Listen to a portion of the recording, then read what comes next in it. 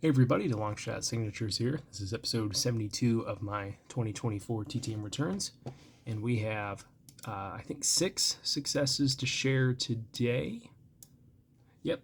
So, got in 3 yesterday, which were all baseball, and then we got in 3 more today with another baseball return, as well as a couple of football returns. So to start off with the baseball, we have a 1-of-1 success that came back in 11 days from former catcher Ernie Witt.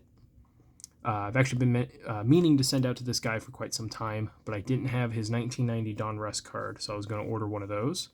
But thankfully, Brandon Stebbins was cool enough to send me an extra of his that he had, so I didn't have to order another one for Ernie, and I finally got around to sending that card. Then we have a 3-of-3 success coming back in 10 days from Tommy Herr. I believe he charges $5 per, so I included his fee. I already have these Donruss cards, but for a rather light fee to be able to send those off and then also get his 90 Upper Deck card signed, that was worth it to me. And then we have a new name in the collection. This is a 4-of-4 return in 17 days, although technically I got 6 autographs from Luis Salazar. For a couple of the cards, he not only signed the front, but he signed the back as well. I guess he decided that, maybe I had a preference for which side was signed. Maybe he just wanted to get some practice with his autograph. But for 2 of these cards that had a photo of him, he signed those on the back as well, but he didn't for the 92 Donruss. Not that I really care. I personally don't really prefer cards to be signed on the back. I would rather them be signed on the front, but if he wants to sign both, I'm not going to argue with that. That's perfectly fine in my book. So those 3 arrived yesterday. I believe the Salazars were free. And then I got another 3-of-3 baseball success that came in today. This took 11 days. This is from Kevin McReynolds. I think he's $5 per. Maybe he's 10. Pretty sure he's 5 though. I have gotten him before for some other card sets that I'm working on, and these were the last 3 cards that I needed for my sets. So finally got around to getting those signed. Very cool. Signed nicely in like a thin blue Sharpie there. Then we have 2 football returns. One is from a former quarterback. He signed 1-of-1 in 11 days. This is Corey Sauter on a 2000 Pacific card. Corey was originally in the World Football League, did pretty well there. Got signed to an NFL deal. I don't think he ended up playing for the Lions in any regular season games. He probably on their roster. The only regular season action he saw was with the Chicago Bears in like a Week 16 game or Week 17, Game 16, where Henry Burris was making his one and only NFL start. He threw like 4 interceptions that game, was benched, and Corey Sauter came in for the last little bit for his only NFL action. He got about 50 passing yards or so, but the Bears were shut out 15-0 by the Buccaneers that game, and Corey Sauter wouldn't play another NFL game after that. His one and only, one and done.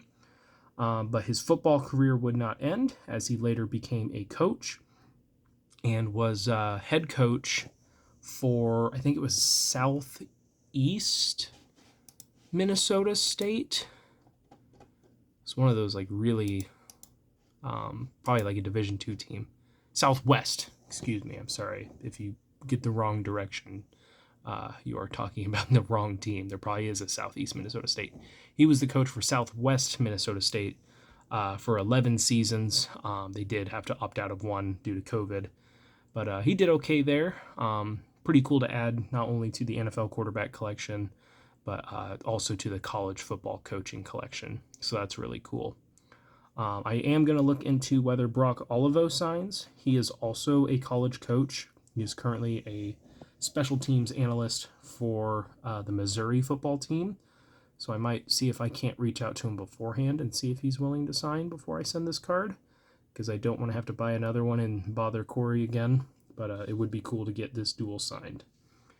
And the last success that we have is the first post-draft NFL return that I got. I don't think I sent to any drafted players this year, but I did look through the undrafted list and kind of sent to some guys who I thought, might be able to stick around on a team or that I really liked in college. And this name popped out to me for whatever reason on the Denver Broncos squad. So I sent out to them and got back 2 of 2 in 45 days from former Old Dominion and Memphis running back Blake Watson.